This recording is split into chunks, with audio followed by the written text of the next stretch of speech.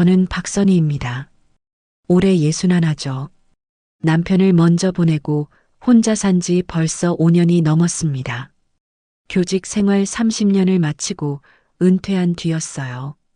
처음엔 시간이 너무 더디게 갔습니다.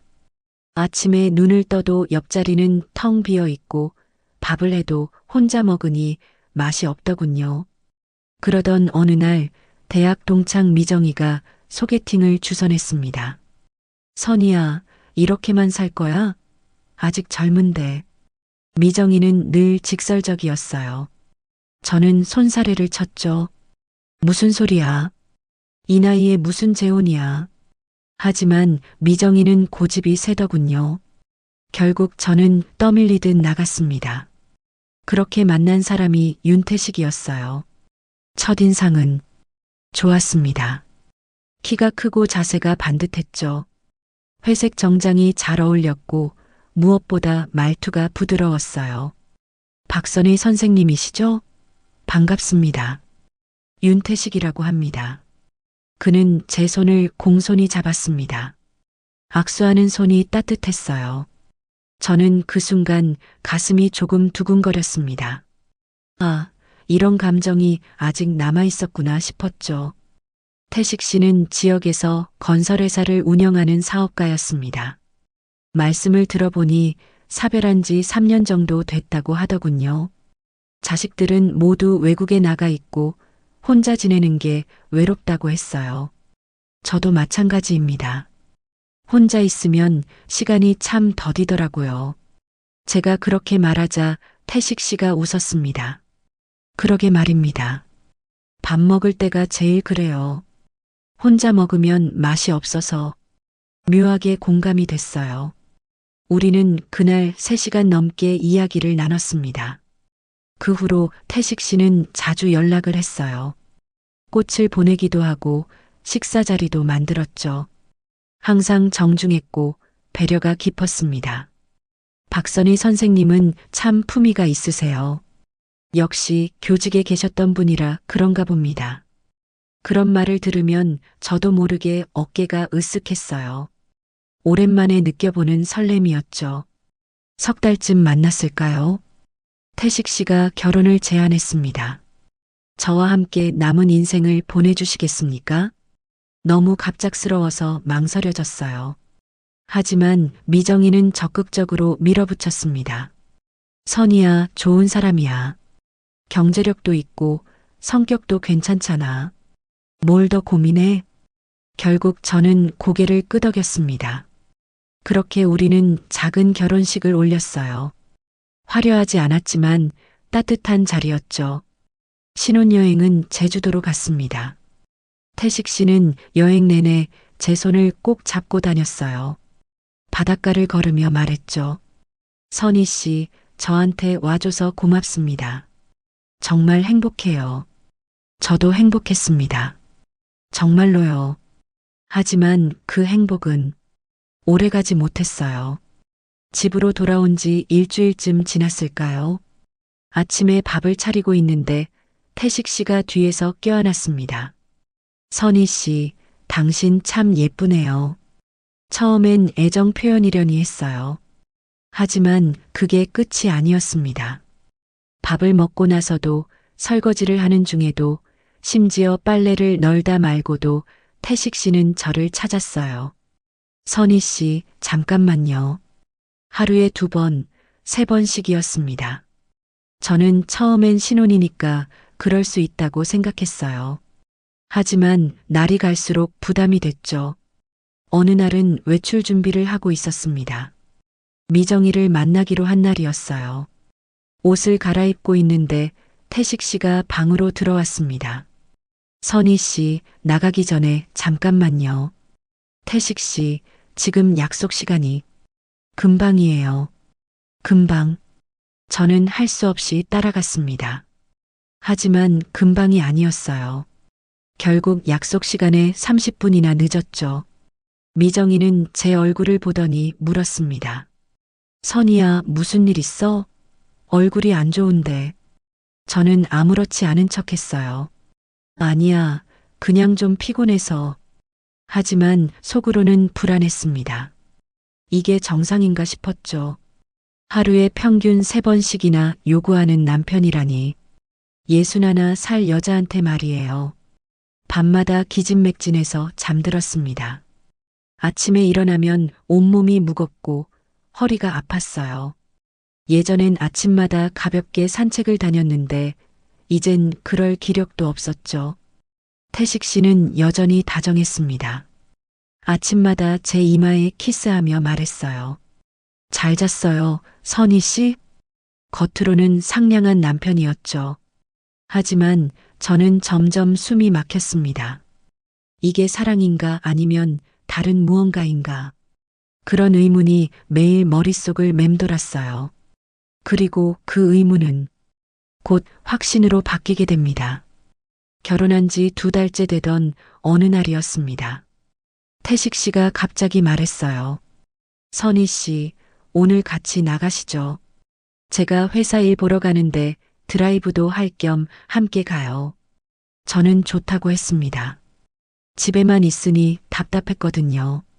외출이라도 하면 기분 전환이 될 것 같았죠. 차에는 태식 씨의 기사인 김성진 씨가 운전석에 앉아 있었습니다. 성진 씨는 65살쯤 돼 보이는 분이었어요. 태식 씨를 30년 넘게 모셨다고 들었죠. 사모님, 안녕하십니까? 성진 씨는 공손하게 인사했습니다. 저도 웃으며 답했어요. 안녕하세요, 기사님. 차는 시내를 벗어나 외곽으로 향했습니다. 창밖으로 펼쳐진 풍경이 점점 한적해졌어요. 건물이 사라지고 논밭이 나타났죠. 저는 신기해서 물었습니다. 태식 씨, 회사가 이쪽에 있어요? 아니요, 잠깐 들를 때가 있어서요. 태식 씨는 웃으며 대답했어요. 하지만 그 웃음이 어딘가 이상했습니다. 평소와 달리 눈빛이 묘하게 반짝였거든요. 차는 계속 달렸습니다. 한참을 가니 공사 중인 부지가 나타났어요. 철제 펜스로 둘러싸인 넓은 공터였죠. 사람은 한 명도 보이지 않았습니다. 성진 씨가 차를 공터 안쪽으로 몰았어요. 자갈이 깔린 길이라 차가 덜컹거렸죠. 저는 불안해지기 시작했습니다. 여기가 어딘데요? 우리 회사 개발 예정지예요. 조금만 들렀다 갈게요. 태식 씨의 목소리는 여전히 부드러웠습니다. 하지만 제 심장은 빠르게 뛰기 시작했어요. 차가 멈췄습니다. 성진 씨가 시동을 끄고 차에서 내렸죠. 그리고 멀리 떨어진 곳으로 걸어갔습니다. 담배를 피우는 것처럼 보였어요. 태식 씨가 제 손을 잡았습니다. 선희 씨, 왜요? 여기서 잠깐만요. 순간 머릿속이 하얘졌습니다. 설마 여기서요? 이런 황량한 공터에서요? 태식 씨, 여기는 괜찮아요. 아무도 없잖아요. 태식 씨는 제 말을 끊고 가까이 다가왔습니다. 저는 본능적으로 몸을 뒤로 뺐어요. 안 돼요. 기사님이 계시잖아요. 성진이는 신경 쓰지 마세요. 저 멀리 가 있잖아요. 태식 씨의 목소리에는 거부를 용납하지 않는 단호함이 묻어났습니다. 저는 할 말을 잃었어요. 결국 저는 거절할 수 없었습니다. 차 안은 좁고 답답했어요. 창문은 색이 진해서 밖에서는 안이 잘 보이지 않았죠. 하지만 저는 온몸이 경직됐습니다. 성진 씨가 분명 알 텐데 어떻게 이럴 수가 있을까? 시간이 얼마나 지났을까요? 태식 씨는 만족스러운 표정으로 옷을 정리했습니다. 역시 선희 씨는 좋아요. 저는 아무 말도 할 수 없었어요. 부끄럽고 화가 나고 무엇보다 혼란스러웠습니다. 성진 씨가 다시 차로 돌아왔습니다. 아무 일도 없었던 것처럼 운전석에 앉더군요. 백미러로 저를 한번 쳐다봤어요. 그 눈빛이 묘했습니다. 동정인가 아니면 미안함인가. 성진 씨, 회사로 가죠. 예, 회장님. 차는 다시 움직였습니다. 저는 창밖만 바라봤어요. 아무 생각도 하고 싶지 않았죠. 집으로 돌아오는 내내 마음이 불편했습니다. 신혼부부라면 이럴 수도 있는 건가? 아니면 제가 너무 보수적인 건가? 스스로를 타이르고 또 타이렀어요. 하지만 며칠 뒤 또 같은 일이 벌어졌습니다. 선희 씨, 오늘도 같이 나가요. 이번에도 차는 그 공터로 향했어요. 똑같은 장소였습니다. 성진 씨는 또 멀리 가서 담배를 피웠죠. 그때 깨달았어요. 이건 우연이 아니라는 걸. 세 번째, 네 번째도 마찬가지였습니다. 항상 같은 장소, 같은 시간, 같은 방식이었어요. 마치 정해진 의식처럼요. 저는 더 이상 참을 수 없었습니다. 태식 씨, 왜 꼭 여기서 일해야 하는 거예요? 왜요? 좋잖아요. 조용하고. 하지만 기사님이 성진이는 신경 쓰지 말라니까요. 오래 알고 지낸 사이예요. 태식 씨는 무슨 문제냐는 듯 웃었습니다. 하지만 저는 웃을 수가 없었어요. 오래 알고 지낸 사이라니. 그럼 예전에도 이런 식이었다는 건가요? 태식 씨의 전 부인도 이런 일을 겪었던 건가요? 의문이 꼬리를 물었습니다. 성진 씨는 왜 아무 말도 하지 않는 걸까요? 분명 다 알고 있을 텐데요. 그날 밤 잠이 오지 않았습니다. 천장만 멍하니 바라봤어요. 옆에서는 태식 씨가 편안하게 코를 골며 자고 있었죠. 저는 그제야 확신했습니다. 뭔가 잘못됐다는 걸. 이게 정상이 아니라는 걸. 그리고 이 결혼이 제가 생각했던 것과 전혀 다르다는 걸요. 집안에서도 상황은 나아지지 않았습니다. 아침이면 저는 부엌에 서서 밥을 지었어요. 30년 넘게 해온 일이었죠.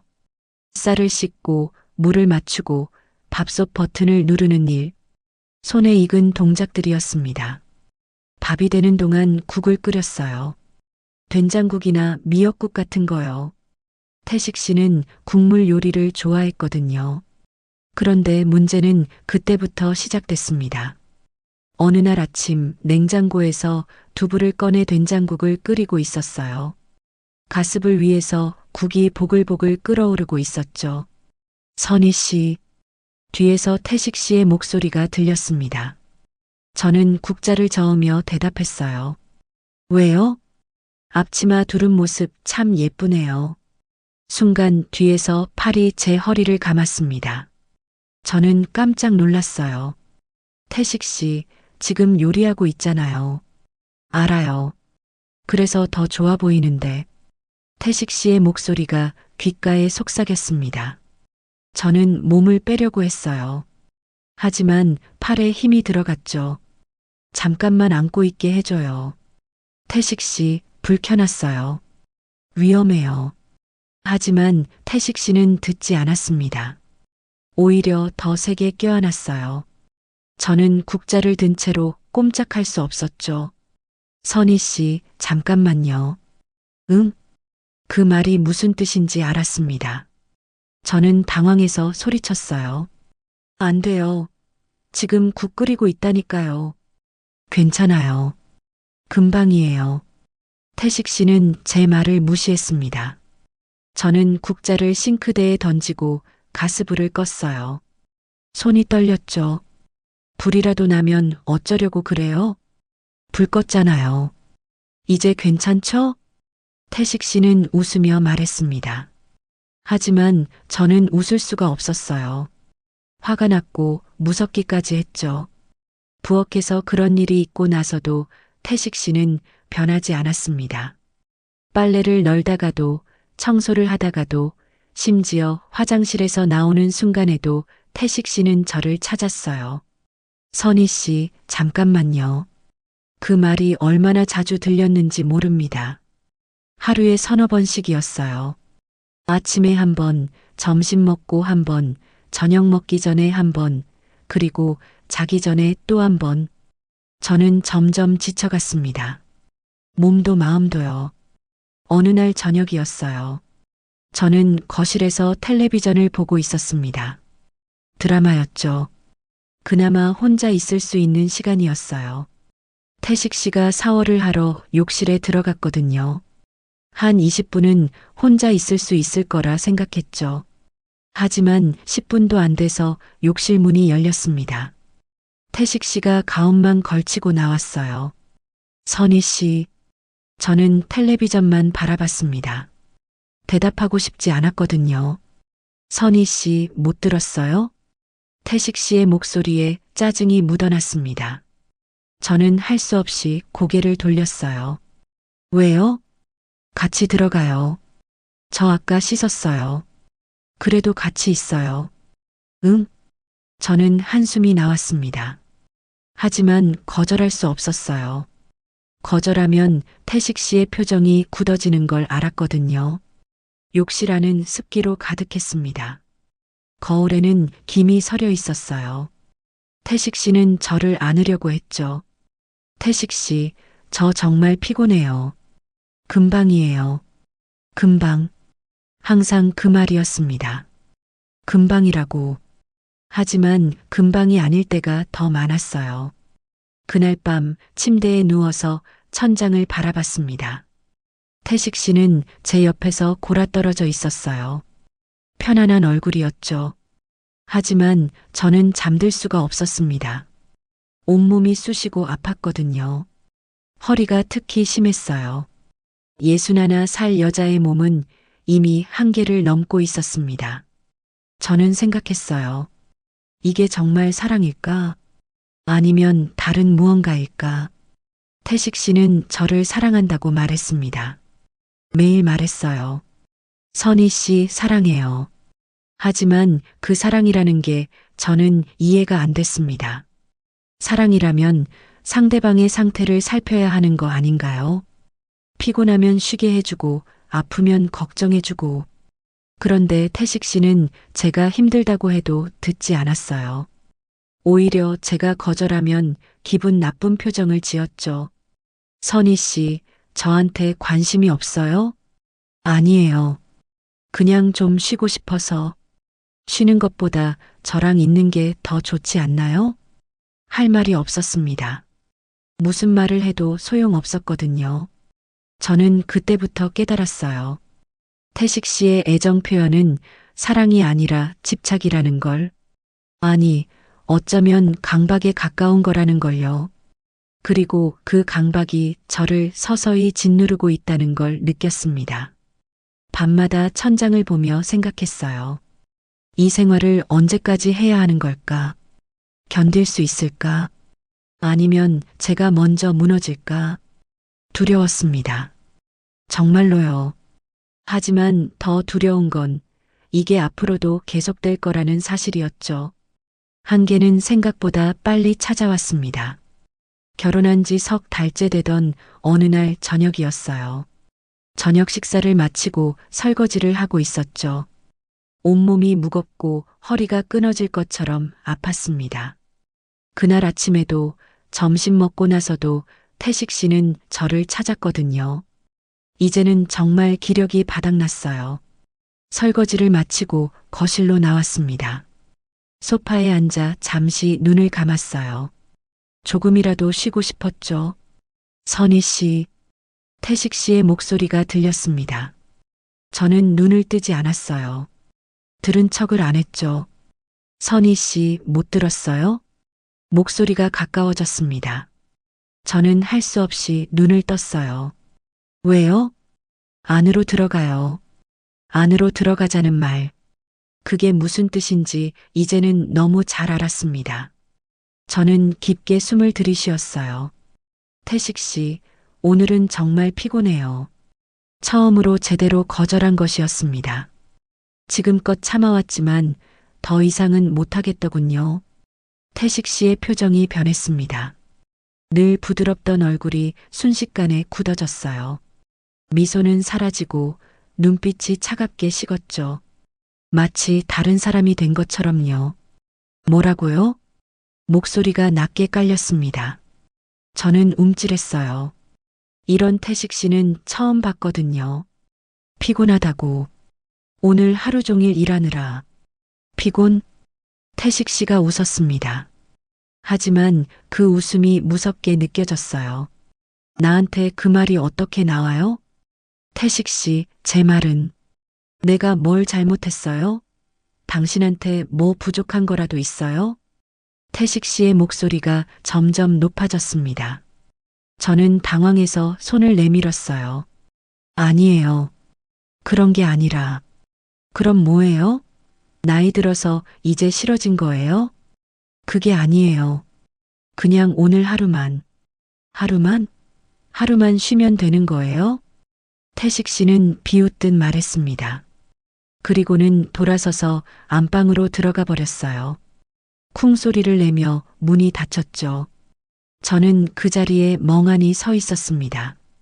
심장이 빠르게 뛰었어요. 손도 떨렸죠. 이게 맞나? 제가 뭘 잘못한 건가? 혼란스러웠습니다. 잠시 후 안방에서 이상한 소리가 들렸어요. 처음엔 뭔지 몰랐습니다. 하지만 귀를 기울이니 알 수 있었죠. 거친 숨소리였습니다. 저는 가슴이 철렁했어요. 설마 태식 씨가 어디 아픈 건 아닐까? 심장이라도 안 좋은 건 아닐까? 걱정이 돼서 문을 열었습니다. 태식 씨, 괜찮으세? 말이 끊겼습니다.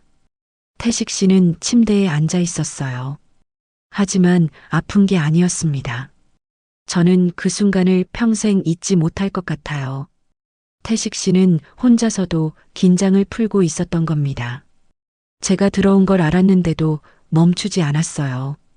오히려 저를 쳐다보며 말했죠. 이렇게라도 해야 하잖아요. 당신이 안 해주니까. 목소리에는 원망과 정당함이 섞여 있었습니다.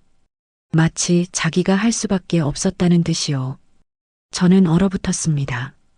말이 나오지 않았어요.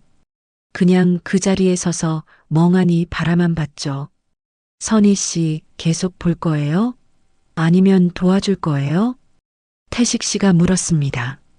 그 태연한 표정이 더 충격적이었어요. 저는 뒤돌아서서 나왔습니다. 문을 닫고 거실로 돌아왔어요. 그리고 소파에 주저앉았죠. 손이 떨렸습니다.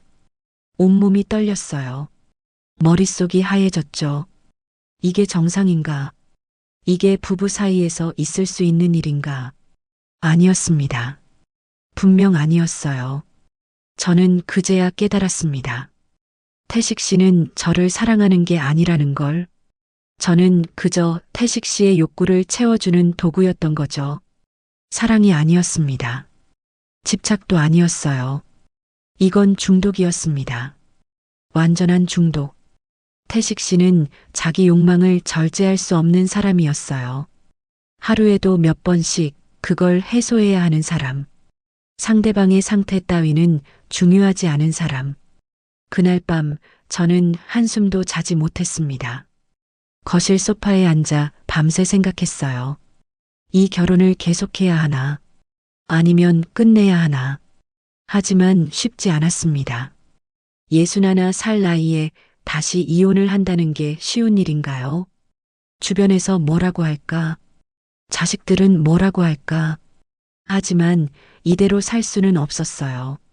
제 몸이 먼저 망가질 것 같았거든요. 새벽이 되어서야 태식 씨가 방에서 나왔습니다. 멀쩡한 얼굴이었어요. 마치 어젯밤 일은 아무것도 아니었다는 듯이요. 선희 씨, 아직 안 주무셨어요? 감기 걸리겠어요. 다정한 목소리였습니다. 저는 대답하지 않았어요. 할 말이 없었거든요. 태식 씨는 제 옆에 앉았습니다. 그리고 제 손을 잡았어요. 어젯밤은 제가 좀 과했죠. 미안해요. 사과였습니다. 하지만 진심이 느껴지지 않았어요. 앞으론 조심할게요. 당신이 힘들면 참을게요. 거짓말이라는 걸 알았습니다. 태식 씨는 절대 참지 못할 거예요. 이건 이미 습관이 돼버린 거니까요. 저는 그날 결심했습니다. 이 결혼을 끝내야겠다고. 더 이상 이렇게는 못 살겠다고요. 그 충격적인 밤 이후로 며칠이 지났습니다. 저는 태식 씨와 제대로 대화를 나누지 않았어요. 밥은 차려줬지만 눈도 마주치지 않았죠. 태식 씨는 평소처럼 행동했지만 저는 더 이상 예전처럼 대할 수가 없었습니다. 어느 날 오후였어요. 태식 씨가 말했습니다. 선희 씨, 오늘 회사 가는 길에 같이 가요. 백화점에 들를 게 있다면서요? 며칠 전 미정이와 쇼핑하기로 약속했던 게 생각났습니다. 저는 고개를 끄덕였어요.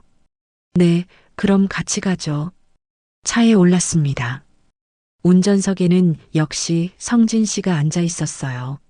성진 씨는 백미러로 저를 잠깐 쳐다봤습니다. 그 눈빛이 예전과 달랐어요.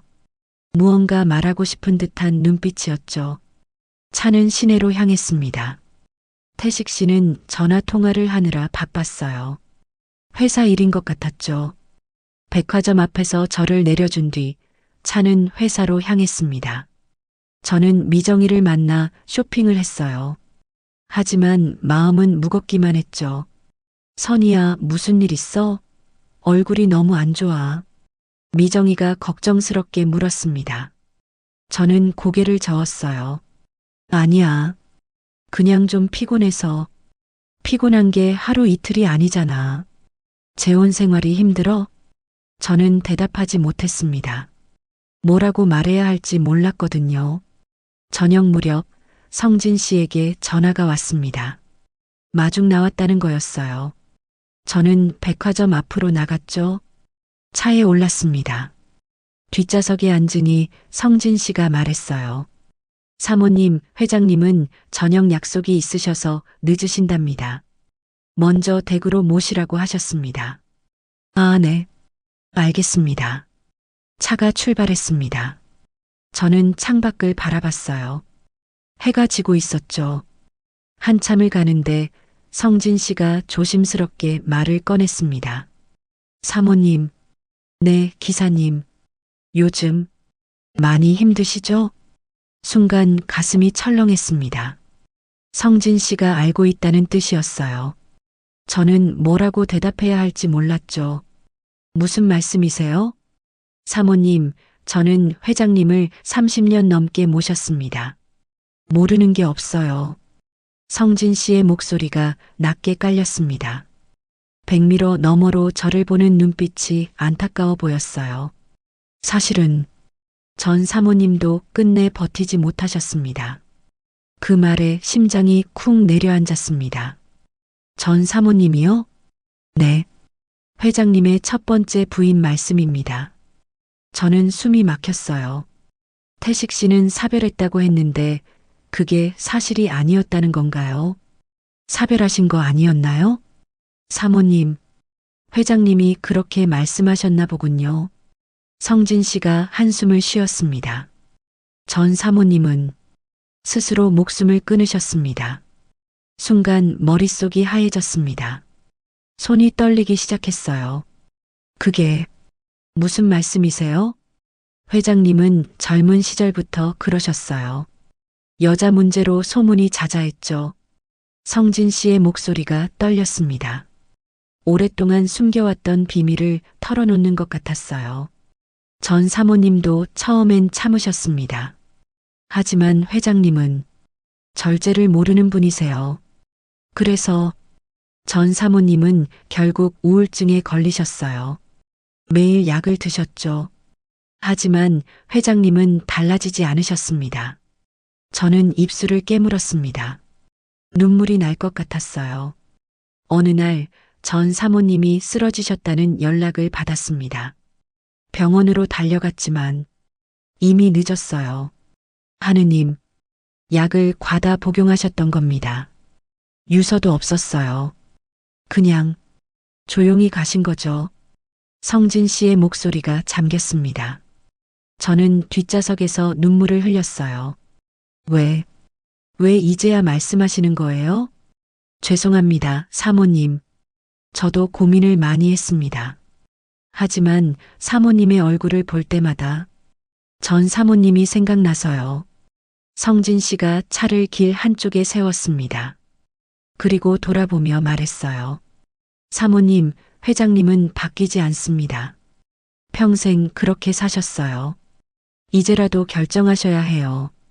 저는 고개를 끄덕였습니다. 말은 안 나왔지만요. 그리고 한 가지 더 말씀드릴 게 있습니다. 뭔가요? 회장님은 지금도 다른 여자를 만나고 계십니다. 가슴이 무너지는 것 같았어요. 저를 태우고 가끔 호텔 앞에 세우라고 하세요. 기다리라고 하시고는 한두 시간 후에 나오시죠. 언제부터요? 사모님과 결혼하신 후에도요. 충격이었습니다. 태식 씨는 저와 결혼한 후에도 바람을 피우고 있었던 거예요. 그러면서 하루에도 몇 번씩 저를 찾았던 겁니다. 미안합니다, 사모님. 제가 더 일찍 말씀드렸어야 했는데. 아니에요, 기사님. 말씀해 주셔서 고맙습니다.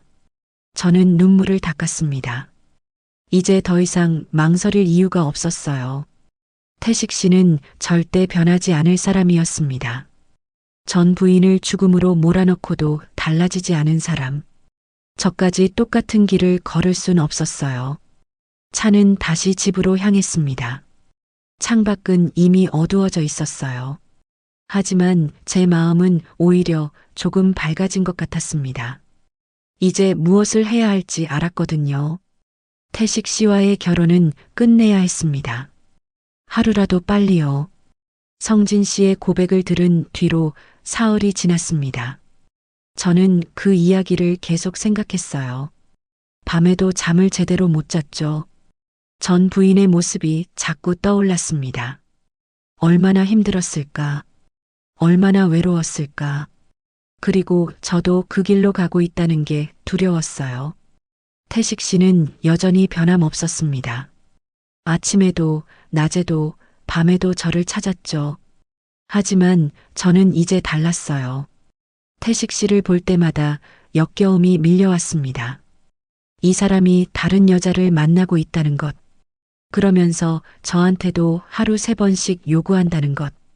도대체 어떤 사람인 건지 이해할 수가 없었어요. 어느 날 아침 태식 씨가 말했습니다. 선희 씨, 오늘 같이 나가요. 공사 현장 시찰 가는데 바람이나 쐴 겸 함께 가죠. 저는 거절하고 싶었어요. 하지만 뭔가 확인하고 싶은 게 있었습니다. 성진 씨의 말이 정말 사실인지요. 네, 알겠어요. 차에 올랐습니다. 뒷좌석에 앉으니 가죽 냄새가 났어요. 익숙한 냄새였죠. 성진 씨가 시동을 걸었습니다. 백미러로 저를 한번 쳐다봤어요. 걱정스러운 눈빛이었죠. 차는 시내를 벗어나 외곽으로 향했습니다. 태식 씨는 옆자리에서 서류를 보고 있었어요. 저는 창밖을 바라봤죠. 그런데 발밑에서 뭔가 딱딱한 게 느껴졌습니다. 처음엔 신경 쓰지 않았어요. 그냥 차에 있던 물건이겠거니 했죠.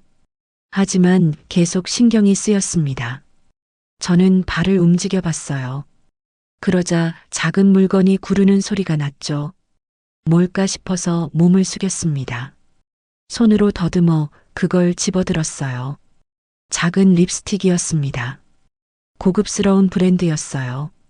금빛 케이스에 빨간 로고가 박혀 있었죠. 저는 화장을 거의 안 하는 사람입니다. 립스틱도 몇 년째 같은 걸 쓰고 있었어요. 이건 제 것이 아니었습니다. 심장이 쿵쾅거리기 시작했어요. 손에 든 립스틱을 바라봤죠. 작고 예쁜 립스틱. 누군가가 이 차에서 떨어뜨린 거였습니다. 누구일까요? 성진 씨의 부인? 아니면 온몸에 소름이 돋았습니다. 저는 앞좌석을 쳐다봤어요. 태식 씨는 여전히 서류를 보고 있었죠. 아무것도 모르는 표정이었습니다. 성진 씨가 백미러로 저를 봤어요. 제 손에 든 립스틱을 본 것 같았죠. 성진 씨의 눈빛이 흔들렸습니다. 저는 입술을 깨물었어요. 이제는 확실했습니다. 성진 씨의 말이 사실이라는 것. 태식 씨가 다른 여자를 만나고 있다는 것. 그 여자가 이 차에 탔었다는 것. 어쩌면 제가 앉은 이 자리에 앉았을지도 모르죠. 구역질이 났습니다. 손에 든 립스틱을 던져버리고 싶었어요. 하지만 참았습니다. 증거니까요. 선희 씨, 왜 그래요? 태식 씨가 물었습니다. 저는 재빨리 립스틱을 핸드백에 넣었어요. 아니에요. 그냥 뭐 떨어진 것 같아서요. 뭐가요? 아무것도 아니에요. 태식 씨는 더 이상 묻지 않았습니다. 다시 서류를 봤죠. 하지만 저는 진정할 수가 없었어요. 머릿속이 복잡했습니다. 언제 만났을까? 어떤 여자일까? 얼마나 자주 만나는 걸까? 궁금한 게 너무 많았지만 동시에 알고 싶지 않았습니다. 알면 알수록 더 아플 것 같았거든요. 공사 현장에 도착했습니다. 태식 씨가 차에서 내렸어요. 선희 씨는 차에서 기다려요. 금방 올게요. 네.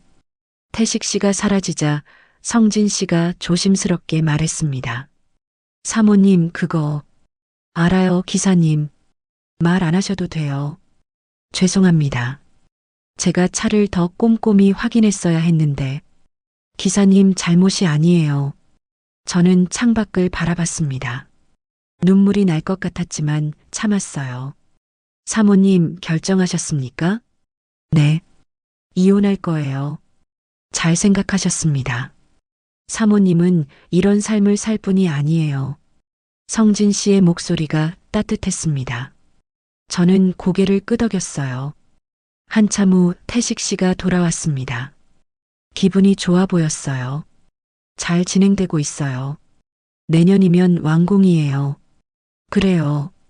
기분 안 좋아요? 얼굴이 안 좋은데. 아니에요. 좀 피곤해서요. 그래요? 집에 가면 쉬어요. 태식 씨는 제 손을 잡았습니다. 저는 온몸에 힘을 주고 참았어요. 그 손을 뿌리치고 싶었지만 참았죠. 집으로 돌아오는 길, 저는 핸드백 속 립스틱을 만졌습니다. 차갑고 딱딱한 느낌. 이게 증거였어요. 태식 씨의 거짓말을 증명하는 증거. 집에 도착했습니다. 차에서 내리며 성진 씨가 작게 말했어요. 사모님, 힘내세요. 고맙습니다, 기사님. 현관문을 열고 들어왔습니다. 태식 씨는 곧바로 서재로 들어갔어요. 저는 안방으로 갔죠. 침대에 앉아 핸드백을 열었습니다. 립스틱을 꺼내 손바닥에 올려놨어요. 이 작은 물건 하나가 모든 걸 바꿔놓았습니다. 성진 씨의 말을 믿게 됐고 이혼을 결심하게 됐죠. 저는 립스틱을 서랍 깊숙이 넣었습니다. 언젠가 필요할 때가 올 거예요. 태식 씨와 이야기할 때요. 그날 밤 태식 씨가 방으로 들어왔습니다. 선희 씨, 왜요? 오늘은 일찍 자요. 피곤해 보여요. 의외였습니다. 늘 저를 찾던 태식 씨가 먼저 그런 말을 하다니요. 네, 그럴게요. 태식 씨는 옆에 누웠습니다. 곧 코를 골기 시작했어요. 저는 천장을 바라봤습니다. 내일부터 준비해야겠다고 생각했어요. 이혼 준비를요. 미정이한테 전화해야겠다고 생각했습니다. 변호사도 알아봐야 하고 재산 정리도 해야 하고 해야 할 일이 많았지만 마음은 오히려 편했습니다. 드디어 이 악몽 같은 결혼에서 벗어날 수 있을 것 같았거든요. 립스틱을 발견한 뒤로 일주일이 지났습니다. 그 일주일 동안 저는 혼자 끙끙 앓았어요. 밤마다 뒤척이고 낮에도 멍하니 앉아 있었죠. 식욕도 없었습니다. 밥을 입에 넣어도 넘어가지 않았어요. 태식 씨는 여전했습니다. 아침에도 저녁에도 저를 찾았죠. 저는 기계처럼 따라갔어요.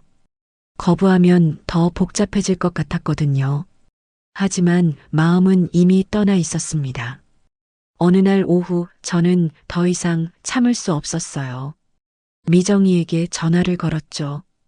미정아, 시간 있어? 왜? 무슨 일 있어? 만나서 얘기할게. 지금 나갈 수 있어? 그래, 어디로 올래? 우리 동네 카페로 올게. 전화를 끊고 옷을 갈아입었습니다. 거울을 보니 제 얼굴이 낯설었어요. 이렇게 수척해진 얼굴은 처음 봤죠. 카페에 도착하니 미정이가 이미 와 있었습니다. 저를 보자마자 깜짝 놀라는 표정이었어요. 선이야, 얼굴이 왜 이래? 많이 아파? 저는 그 말에 눈물이 터져 나왔습니다. 참고 있던 게 한꺼번에 쏟아졌어요. 미정아. 왜 그래? 무슨 일 있어? 미정이가 황급히 제 손을 잡았습니다. 저는 한참을 울었어요. 카페 안 사람들이 쳐다봤지만 신경 쓰지 않았죠. 나 이제 더는 못 살겠어. 무슨 소리야? 무슨 일인데? 저는 미정이에게 모든 걸 털어놨습니다. 하루 3번씩 요구하는 남편 이야기, 차 안에서 있었던 일, 부엌에서 위험했던 순간들, 그리고 립스틱을 발견한 것까지요. 미정이는 말없이 듣고 있었습니다. 표정이 점점 굳어졌어요. 그리고 기사님한테 들었어. 전 부인이 자살했다는 거, 태식 씨가 바람을 피웠다는 거. 뭐? 미정이가 소리쳤습니다. 주변 사람들이 놀라서 쳐다봤어요. 미안해. 근데 선이야, 그게 정말이야? 응. 기사님이 직접 말씀하셨어. 그리고 지금도 다른 여자를 만나고 있대. 미정이가 테이블을 탁 쳤습니다. 그 나쁜 자식. 아니, 미안. 근데 화가 나서 그래. 나도 화나. 근데 더 무서워. 나도 전 부인처럼 될 것 같아서. 미정이가 제 손을 꽉 잡았어요. 선이야, 이혼해야 돼. 지금 당장. 그래야 하는 거 알아. 근데 뭐? 체면이 말이야. 재혼한 지 겨우 넉 달 만에 이혼하면 사람들이 뭐라고 할까? 미정이가 제 손을 더 세게 잡았습니다. 체면이 뭐가 중요해? 하루 3번씩 요구하는 남편 밑에서 내 인생이 사라지는 게 더 문제야. 하지만 선이야, 정신 차려. 전 부인도 체면 때문에 참았을 거야. 그러다 결국 어떻게 됐어? 죽었잖아. 미정이의 목소리가 떨렸습니다. 눈물이 고여 있었어요. 나는 내 친구가 그렇게 되는 거 못 봐. 절대로. 저는 고개를 끄덕였습니다. 미정이가 맞았어요. 체면보다 제 목숨이 중요하죠. 알겠어. 이혼할게. 잘 생각했어. 내가 도와줄게. 변호사도 알아보고. 고마워, 미정아. 저는 그날 집으로 돌아와 결심을 굳혔습니다. 더 이상 미루지 않기로요. 저녁을 차려놓고 태식 씨를 기다렸어요. 8시쯤 태식 씨가 들어왔죠. 선희 씨, 배고파요. 뭐 했어요? 저녁 차려놨어요. 먹어요. 태식 씨는 밥을 먹기 시작했습니다. 저는 맞은편에 앉아 물만 마셨어요. 왜 안 먹어요? 태식 씨, 할 말이 있어요. 뭔데요? 저는 숨을 깊이 들이마셨습니다. 그리고 말했어요. 이혼하고 싶어요. 태식 씨의 젓가락이 멈췄습니다. 저를 쳐다봤죠. 표정이 굳어졌어요. 갑자기 무슨 소리예요? 갑자기가 아니에요. 생각 많이 했어요. 이유가 뭔데요? 태식 씨도 알잖아요. 우리 결혼 생활이 정상이 아니라는 거. 태식 씨가 젓가락을 내려놨습니다. 정상이 아니라니, 그게 무슨 말이에요? 하루에 3번씩 저를 찾는 게 정상인가요? 제가 힘들다고 해도 듣지 않는 게 정상인가요? 그건, 그리고 다른 여자 만나는 것도 알아요. 태식 씨의 얼굴이 하얗게 질렸습니다. 누가 그런 헛소리를. 헛소리가 아니에요. 증거도 있어요. 저는 서랍에서 립스틱을 꺼내 테이블 위에 놨습니다. 태식 씨는 그걸 보더니 말이 없었어요. 어차피 태식 씨도 저한테 만족 못하는 거잖아요. 다른 여자를 찾는 걸 보니까 한참 침묵이 흘렀습니다. 태식 씨가 먼저 입을 열었어요. 좋아요. 네, 이혼하죠. 억지로 잡고 있을 이유 없잖아요. 의외였습니다. 저는 태식 씨가 화를 내거나 울며 매달릴 줄 알았거든요. 하지만 태식 씨는 담담했어요. 재산은 반으로 나눠요. 그리고 위자료는 따로 드릴게요. 위자료는 됐어요. 그냥 제목만 받을게요. 알겠어요. 변호사 선임하세요. 빨리 정리하죠. 태식 씨는 자리에서 일어났습니다. 그리고 서재로 들어가 버렸어요. 저는 테이블에 앉아 멍하니 있었습니다. 이렇게 쉽게 끝날 줄은 몰랐어요. 허무했지만 동시에 안도감이 밀려왔죠. 드디어 끝났구나. 이 악몽 같은 결혼이 끝났구나. 그날 밤 저는 객실에서 잤습니다.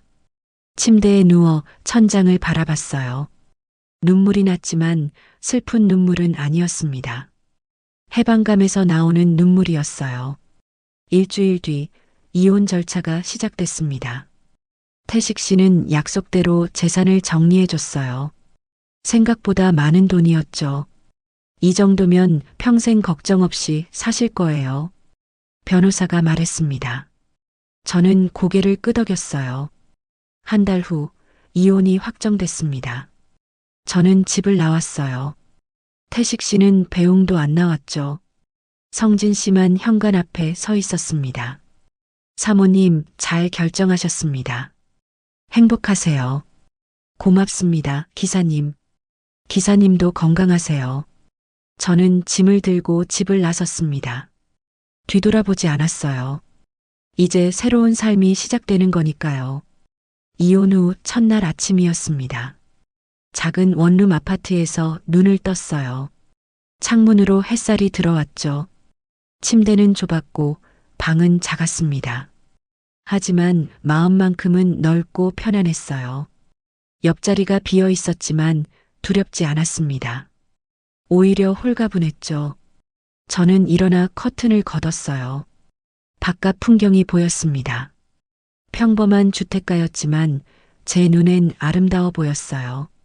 새로 시작하는 거야. 혼잣말을 했습니다. 거울 속 제 얼굴을 봤어요. 수척했지만 눈빛만큼은 살아있었죠. 이혼 합의금으로 받은 돈은 은행에 넣어뒀습니다. 당분간은 걱정 없이 지낼 수 있을 만큼의 돈이었어요. 하지만 저는 그냥 놀고 있고 싶지 않았죠. 뭔가 의미 있는 일을 하고 싶었습니다. 며칠 뒤 미정이가 찾아왔어요. 선이야, 이사 축하해. 고마워, 미정아. 들어와. 미정이는 집 안을 둘러봤습니다. 작긴 하지만 아늑하다. 내 집 같아. 그치? 나도 마음에 들어. 우리는 커피를 마시며 이야기를 나눴어요. 미정이가 물었습니다. 앞으로 뭐 할 거야? 아직 잘 모르겠어. 근데 뭔가 하고 싶어? 그냥 놀고만 있기는 싫거든. 교사 출신이니까 가르치는 일은 어때? 생각은 해봤는데 뭘 가르칠지 몰라서. 미정이가 휴대폰을 꺼내 뭔가를 검색했어요. 여기 봐. 다문화 가정 아이들 한글 가르치는 봉사활동이래. 관심 있어? 저는 화면을 들여다봤습니다. 사진 속 아이들이 웃고 있었어요. 갑자기 가슴이 뛰었죠. 해볼까? 해봐. 너한테 딱 맞을 것 같은데. 그날 저녁 저는 센터에 전화를 걸었습니다. 다음 주부터 나올 수 있냐고 물었어요. 담당자는 환영한다고 했죠. 선생님 같은 분이 필요했어요. 경력 있는 교사 선생님이 오시면 큰 도움이 될 거예요. 전화를 끊고 나니 오랜만에 설렜습니다. 무언가를 기대하게 되는 느낌. 태식 씨와 있을 때는 느껴보지 못한 감정이었어요. 일주일 후 센터에 첫 출근을 했습니다. 건물은 오래됐지만 깨끗했어요. 복도를 걸어가니 아이들 웃음소리가 들렸죠. 안녕하세요. 박선희입니다. 어서 오세요, 선생님. 기다렸어요. 센터장님이 반갑게 맞아줬습니다. 그리고 교실로 안내했어요. 문을 열자 6명의 아이들이 앉아 있었습니다. 초등학교 저학년쯤 돼 보였어요. 눈망울이 반짝거렸죠. 애들아, 인사해. 새로 오신 박선희 선생님이야. 안녕하세요. 아이들이 일제히 인사했습니다. 저는 웃으며 답했어요. 안녕, 친구들. 선생님이랑 재밌게 공부하자. 첫 수업을 시작했습니다. 한글 자음과 모음을 가르쳤어요. 아이들은 열심히 따라했죠. 선생님, 이게 맞아요? 한 아이가 공책을 들고 왔습니다. 베트남 엄마를 둔 민수였어요. 글씨가 삐뚤삐뚤했지만 열심히 쓴 게 보였죠. 잘했어, 민수야. 여기만 조금 고치면 돼. 저는 옆에 앉아 천천히 알려줬습니다. 민수는 고개를 끄덕이며 다시 썼어요. 이제 됐어요? 완벽해. 민수가 환하게 웃었습니다. 그 웃음을 보니 가슴이 따뜻해졌어요. 수업이 끝나고 아이들이 돌아갔습니다. 한 아이가 저한테 달려왔어요. 필리핀 엄마를 둔 지우였죠. 선생님, 감사합니다. 작은 목소리였지만 진심이 담겨 있었습니다. 저는 그만 눈물이 났어요. 왜 울어요, 선생님? 아니야. 선생님이 더 고마워, 지우야. 저는 지우를 안아줬습니다. 따뜻하고 작은 몸. 이 아이들을 가르칠 수 있다는 게 감사했어요. 집으로 돌아오는 길, 저는 가벼운 발걸음이었습니다. 가슴이 뿌듯했어요. 오랜만에 느껴보는 보람이었죠. 태식 씨와 있을 때는 매일이 지옥이었습니다. 하루 평균 3번씩 저를 찾는 남편. 제 의사는 중요하지 않았죠. 그저 남편의 욕구를 채워주는 도구였을 뿐이에요. 하지만 지금은 달랐습니다. 제가 누군가에게 필요한 사람이 됐어요. 아이들에게 도움을 주는 사람, 의미 있는 일을 하는 사람. 몇 달이 지났습니다. 아이들은 많이 늘었어요. 한글 실력도 일취월장했죠. 민수는 이제 동화책을 읽을 수 있게 됐고, 지우는 일기를 쓰기 시작했습니다. 선생님, 오늘 일기 써왔어요. 지우가 공책을 내밀었어요. 저는 받아서 읽었죠. 오늘 박선희 선생님이 칭찬해 줬어요. 기분이 좋았어요. 선생님 사랑해요. 마지막 문장을 읽는 순간 눈물이 핑 돌았습니다. 선생님도 지우 사랑해. 저는 지우를 꼭 안아줬어요. 이런 순간들이 제 삶을 채워주고 있었습니다. 어느 날 저녁 미정이가 전화했습니다. 선희야, 요즘 어때? 좋아. 정말 좋아. 목소리 들으니까 알겠다. 많이 밝아졌어. 응. 이제야 살 것 같아. 다행이다. 그때 이혼 안 했으면 어쩔 뻔했어. 저는 창밖을 바라봤습니다. 별이 반짝이고 있었어요. 미정아, 고마워. 내가 없었으면 못했을 거야. 무슨 소리야? 내가 용기 낸 거지. 전화를 끊고 나니 문득 생각이 들었습니다. 자그마치 하루 평균 3번의 남편. 그 끔찍한 결혼 생활이 악몽 같았지만 덕분에 제가 진짜 원하는 게 뭔지 알게 됐어요. 사랑은 집착이 아니었습니다. 상대를 존중하고 배려하는 거였죠. 행복은 돈이 아니었습니다. 보람을 느끼며 사는 거였어요. 그리고 자유는 혼자 있는 게 아니었습니다. 내가 선택할 수 있는 거였죠. 저는 이제 자유롭습니다. 누구에게도 강요당하지 않고 제가 원하는 대로 살아요. 아이들을 가르치고 친구들을 만나고 책을 읽고 산책을 다닙니다. 소박하지만 행복한 삶이에요. 다음 날 아침 센터로 가는 길이었습니다. 햇살이 따뜻했어요. 저는 걸으며 웃었죠. 이제야 알겠어요. 사랑은 집착이 아니고 행복은 돈이 아니라 보람이라는 걸요. 혼잣말이었지만 가슴 깊이 새겨졌습니다. 교실 문을 열자 아이들이 소리쳤어요. 선생님 왔어요. 응, 선생님 왔어. 저는 가방을 내려놓고 아이들을 바라봤습니다. 반짝이는 눈망울들. 이 아이들이 제 새로운 삶의 이유였어요. 61의 나이에 다시 시작한 인생. 늦었다고 생각했지만 지금이 가장 행복합니다. 자그마치 하루 평균 3번의 남편과의 결혼은 끝났지만 제 인생은 이제 시작이에요. 그리고 이번엔 제대로 살 겁니다.